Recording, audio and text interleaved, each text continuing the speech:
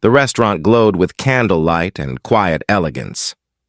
Marcus Reed checked the address one more time, feeling completely out of place. At 32, he was a janitor at a tech company, and this restaurant was the kind with cloth napkins and wine lists he couldn't pronounce. But his sister had set up this blind date with her friend, insisting he needed to put himself out there. "Just try," she'd begged. "Rachel is sweet and normal. You deserve happiness, Marcus," the hostess approached. "Name for your reservation?" "Reed, I'm meeting someone. Rachel?" "Right this way, sir." She led him to a candlelit table where a woman sat alone, blonde hair cascading over her shoulders, wearing an elegant pink dress. She was beautiful, sophisticated, and clearly waiting for someone. "Your date is here," the hostess announced before disappearing. The woman looked up, confusion flickering across her face. "I'm sorry, but I think there's been a mistake." "I'm Marcus," he said, extending his hand awkwardly. His work clothes, jeans, and a simple shirt with his company apron still in his bag, suddenly felt incredibly inadequate. "Marcus Reed, my sister Sarah set this up." "I'm not Rachel," the woman said gently. "I'm Sophia Daniels. I'm also here on a blind date, but clearly not with you." Marcus's face burned. "Oh God, I'm so sorry." "The hostess must have. I'll go find the right table." "Wait," Sophia said, a smile playing at her lips.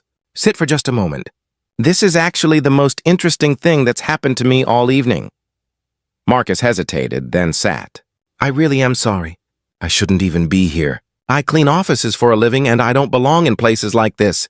"Why not?" Sophia asked with genuine curiosity. "Look at me."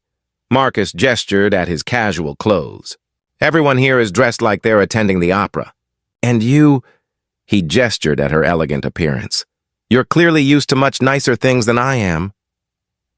"Don't assume you know what I'm used to," Sophia said kindly, "though you're right that I'm here for a specific reason. My business partner set me up with someone from our industry who he thinks would be appropriate.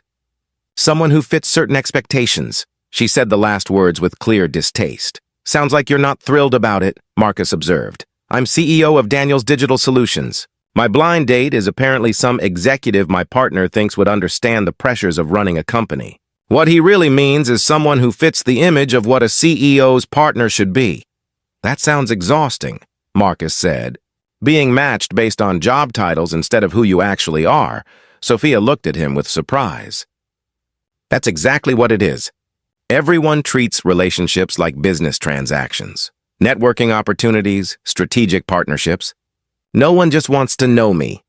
"Well, I'm definitely not a strategic partnership opportunity," Marcus said with a laugh. "I empty trash cans and clean bathrooms. Pretty sure I'm the opposite of what anyone's business partner would recommend." "That sounds infinitely more honest than what I'm used to." They talked for 20 minutes. Sophia asked about his work with genuine interest. Why he'd chosen that career, what he liked about it, what his dreams were.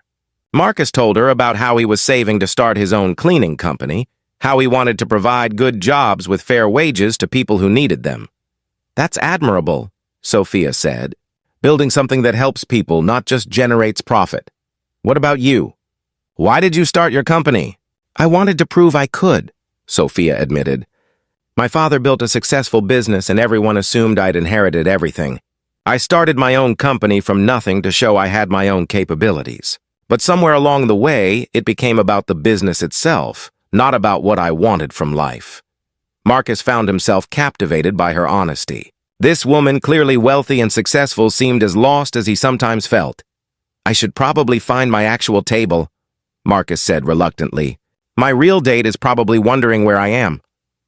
"And my executive should be arriving any minute," Sophia said with notably less enthusiasm. Marcus stood, then hesitated. "Can I ask you something? If you weren't here on your partner's arranged date, would you want to have dinner with someone like me? A janitor who knows nothing about business but everything about hard work?" Sophia looked at him steadily. "Someone like you is exactly who I'd want to have dinner with. Someone who talks to me like I'm a person instead of a title. Someone who actually listens when I speak instead of waiting to talk about themselves." "Then can I have your number? For a real date, not a wrong table accident?" Before Sophia could answer, a man in an expensive suit approached. Sophia, I'm Derek Patterson. Sorry I'm late. I got caught up reviewing the quarterly reports. He barely glanced at Marcus, already dismissing him as irrelevant. Another person appeared, a hostess with an embarrassed expression. Sir, I'm so sorry, but I seated you at the wrong table. Your date is waiting over there. Marcus looked where she pointed and saw a woman checking her phone with visible annoyance. That must be Rachel. He looked back at Sophia, who gave him a small, sad smile. I should go, Marcus said. Yes, Sophia replied softly. We both should. Marcus went to the correct table and apologized to Rachel. But the conversation felt forced, artificial. Rachel was nice enough, but she kept checking her phone and seemed uncomfortable with his job. After an hour of stilted conversation, they agreed it wasn't working and parted ways. As Marcus left the restaurant, he saw Sophia still sitting with Derek, who was talking animatedly while she looked bored. Their eyes met across the restaurant and something passed between them. Recognition, regret, possibility. Outside, Marcus stood in the cool evening air, frustrated with himself for not getting her number. He was about to leave when he heard footsteps behind him. Marcus, wait! He turned to find Sophia slightly breathless, having clearly run after him. I'm sorry, she said. I couldn't let you leave without giving you this. She pressed a business card into his hand. That's my personal number on the back. The dinner with Derek was excruciating. He spent the entire time talking about market shares and didn't ask me a single question about myself. Why are you giving this to me? Marcus asked. You're a CEO, I'm a janitor. Your business partner would probably have a heart attack. Good, Sophia said firmly. I'm tired of doing what my business partner thinks is appropriate. I'm tired of dating people who see my title instead of me. You sat at the wrong table and gave me the best 20 minutes I've had in months. Your world and mine are very different, Marcus said carefully. Maybe that's exactly why this could work. You don't want anything from me except conversation. You're not intimidated by my success or trying to use it for your own advancement. That's rare, Marcus. That's precious. Marcus looked at the business card, then at her. I can't take you to places like this. I can't afford restaurants where the wine cost more than my weekly salary. Then take me somewhere real. Somewhere people actually talk to each other instead of performing. I don't want expensive dates. I want honest ones. Marcus called her 2 days later. Their first real date was at a diner near his apartment. No cloth napkins, no wine list, just good food and real conversation. They talked for hours about their lives, their dreams, the gap between what they'd imagined their lives would be and what they'd become. My business partner is going to lose his mind when he finds out I'm dating our building's janitor, Sophia said, but she was smiling. Are you okay with that? Marcus asked seriously. With people judging you for being with me? I'm done living for other people's approval, Sophia said. You showed me in 20 minutes that I've been measuring my life by the wrong standards. Success isn't about impressing people. It's about being happy, being honest, building something real. Over the next months, they navigated the challenges of their different worlds. Sophia's business partner did indeed lose his mind, making clear his disapproval. Some of her wealthy friends were confused by her choice. But Sophia held firm, and gradually, people came to respect the man who treated her like a person rather than a prize.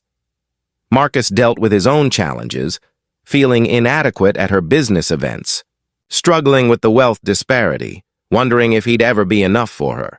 But Sophia consistently showed him that his worth wasn't measured in bank accounts or job titles.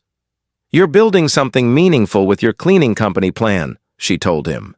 You treat people with dignity. You work hard and stay honest. That's more impressive than any corporate executive I know. A year after the wrong table meeting, Marcus proposed at the same restaurant, at the same table where they'd accidentally met. He'd saved for months for the ring, simple but beautiful. You sat at the wrong table and changed my entire life, Marcus said. You taught me that I'm enough exactly as I am, that my worth isn't defined by my job or my bank account. That love is about seeing each other, really seeing each other regardless of circumstance. Will you marry me? Yes, Sophia said through tears. Absolutely yes.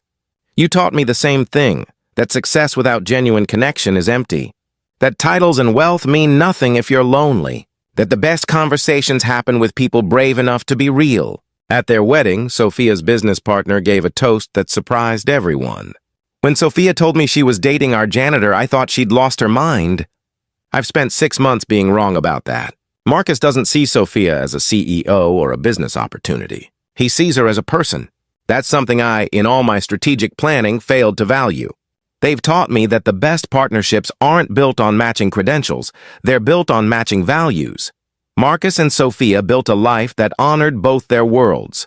Marcus started his cleaning company with Sophia's business advice and startup funding. She helped him create a model that paid fair wages and treated employees with dignity. He helped her reconnect with why she'd started her business, to prove her own capability, not to please others. Years later, they'd tell people about the night they met, the wrong table, the mistaken identity, the 20 minutes that changed everything. I was supposed to meet an executive who fit certain expectations, Sophia would say. Instead, I met someone who exceeded every expectation I didn't know I had.